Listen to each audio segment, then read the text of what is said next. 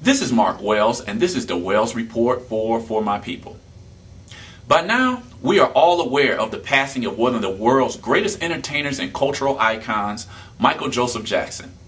Jackson was found unconscious in his California home and subsequently pronounced dead in a Los Angeles hospital on Thursday, June 25, 2009. Now, we all know that over the course of his career, Jackson was the subject of ridicule as well as admiration, a source of pride as well as shame, and that he experienced the highs, like the selling of the most copies of a single album in music history, to the lows, like the two high-profile trials in which he was accused of sexually abusing children. But regardless of how one personally feels about Michael Jackson, his life, journey, and experience are symbolic of the African American experience in general. For example, with the election of the nation's first African American president, thousands, perhaps millions of Americans see Barack Obama as the personification of Martin Luther King's dream. Michael Jackson was signed to Motown Records almost 4 months after the assassination of Martin Luther King Jr., and he died a little more than 5 months after Barack Obama was inaugurated as the first black president. Perhaps another sign that we are now in a new era is the fact that Obama is the first American president that was actually born after Michael Jackson. Over the years, many of us in the African American community have questioned Jackson's continuous alteration of his physical appearance from the handsome brown-skinned young man to that of a pale androgynous figure that looked almost nothing like his original self. A popular joke said that it was only in America that a little black boy could grow up to be a white woman.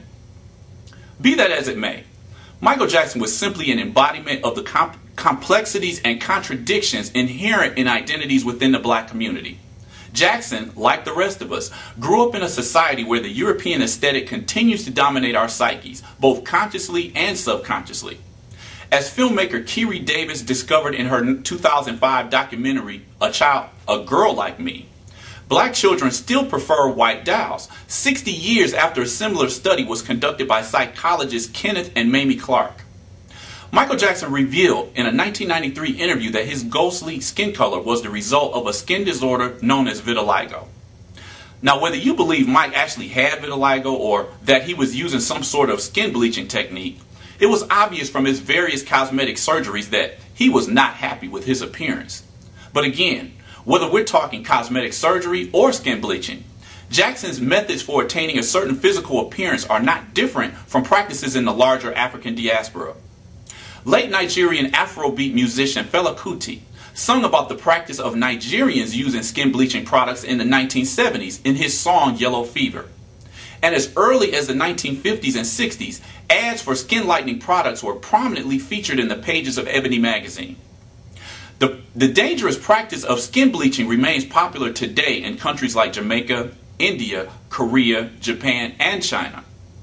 Although cosmetic surgery has traditionally been frowned upon by black folk who see procedures as an attempt to escape one's ethnic identity, between the years 1997 and 2002, cosmetic procedures for African Americans tripled.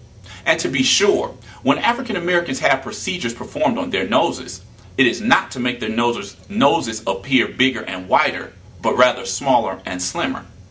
Singer Patti LaBelle has admitted that she had a nose job partially because of the consistent teasing she experienced when she was a little girl. Although we all claim to be black and proud, judging from our standards of beauty and how far we're willing to go to achieve this standard, many of us are still victims of the syndrome described by author Toni Morrison in her classic book, The Bluest Eye. In the book, the character, Piccola, believed she would be beautiful if only she had pale skin, straight blonde hair, and blue eyes. Looking at some of our leading black personalities, it appears that there are still a lot of Piccolas out there today. A study by Selena Bond and Thomas Cash found that 36% of African Americans surveyed would make their skin color lighter if they could. Sociology professor Louis E. Ross found that 33 to 38% of black men he surveyed would prefer to date or marry a person with lighter skin. But then, if one spent a day watching the lead women cast in music videos of popular black rappers and singers, this is not surprising.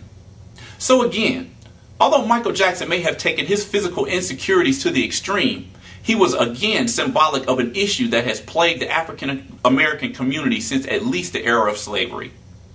Be that as it may, on Sunday, June 28th, at a celebration of Michael Jackson's life held in front of the historic Motown Museum where his career started, these issues didn't matter. An estimated 2,000 people turned out to show love for the late King of Pop. One of those enthusiasts was 28-year-old Tawan Brown, who has been impersonating Jackson for 15 years.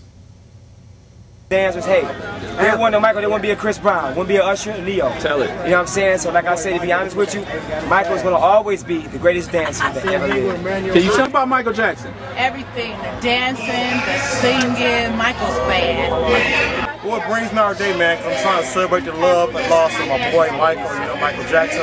Been a fan of my idol since I was a kid, so.